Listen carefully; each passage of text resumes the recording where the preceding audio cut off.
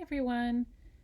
This is Conrad's mom, and I'm going to be reading the first chapter of C.S. Lewis's The Lion, the Witch, and the Wardrobe, a classic.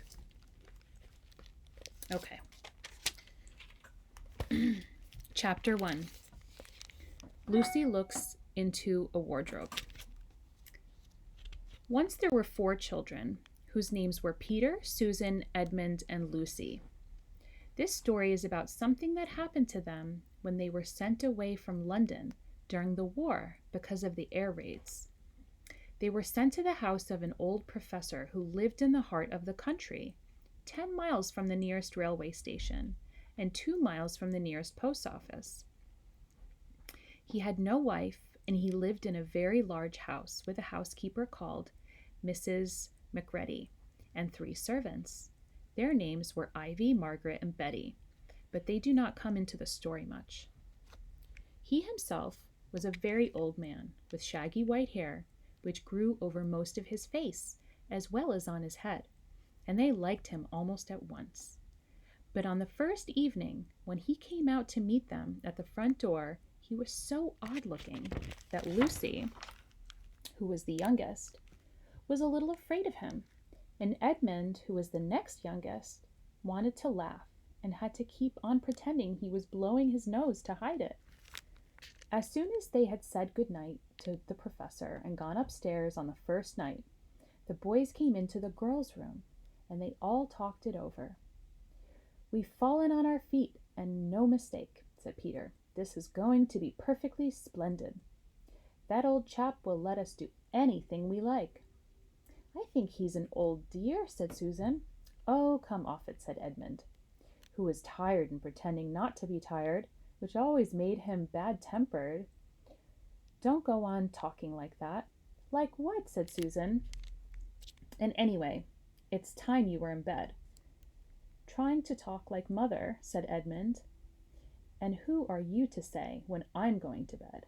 Go to bed yourself." "Hadn't we all better go to bed?" said Lucy. "There's sure to be a row if we're heard talking here." "No, there won't," said Peter. "I tell you this is the sort of house where no one's going to mind what we do. Anyway, they won't hear us. It's about 10 minutes' walk from here down to that dining room, and any amount of stairs and passages in between." "What's that noise?" said Lucy suddenly. It was a far larger house than she had ever been in before, and the thought of all those long passages and rows of doors leading into empty rooms was beginning to make her feel a little creepy. "It's only a bird, silly," said Edmund. "It's an owl," said Peter. "This is going to be a wonderful place for birds. I shall go to bed now. I say, let's go and explore tomorrow. You might find anything in a place like this. Did you see those mountains as we came along? And the woods? There might be eagles. There might be stags. There'll be hawks." "Badgers," said Lucy. "Snakes," said Edmund. "Foxes," said Susan. But when next morning came, there was a steady rain falling, so thick that when you looked out of the window, you could see neither the mountains nor the woods, nor even the stream in the garden. "Of course it would be raining," said Edmund. They had just finished breakfast with the professor and were upstairs in the room he had set apart for them, a long, low room with 2 windows looking out in one direction and 2 in another. "Do stop grumbling, Ed," said Susan. 10 to 1, it'll clear up in an hour or so. And in the meantime, we're pretty well off. There's a wireless and lots of books." "Not for me," said Peter. "I'm going to explore in the house." Everyone agreed to this, and that was how the adventures began. It was the sort of house that you never seemed to come to the end of, and it was full of unexpected places. The first few doors they tried led only into spare bedrooms, as everyone had expected that they would. But soon they came to a very long room full of pictures, and there they found a suit of armor, and after that was a room all hung with green, with a harp in one corner, and then came 3 steps down and 5 steps up, and then a kind of little upstairs hall, and a door that led out onto a balcony, and then a whole series of rooms that led into each other and were lined with books, most of them very old books, and some bigger than a Bible in a church. And shortly after that, they looked into a room that was quite empty, except for one big wardrobe, the sort that has a looking glass in the door. There was nothing else in the room at all except a dead blue bottle on the windowsill. That's what it looks like. Nothing there, said Peter, and they all trooped out again, all except Lucy. She stayed behind because she thought it would be worthwhile trying the door of the wardrobe, even though she felt almost sure that it would be locked. To her surprise, it opened quite easily, and 2 mothballs dropped out. Looking into the inside, she saw several coats hanging up, mostly long fur coats. There was nothing Lucy liked so much as the smell and feel of fur. She immediately stepped into the wardrobe and got in among the coats and rubbed her face against them, leaving the door open, of course, because she knew that it is very foolish to shut oneself into any wardrobe. Soon she went further in and found that there was a second row of coats hanging up behind the first one.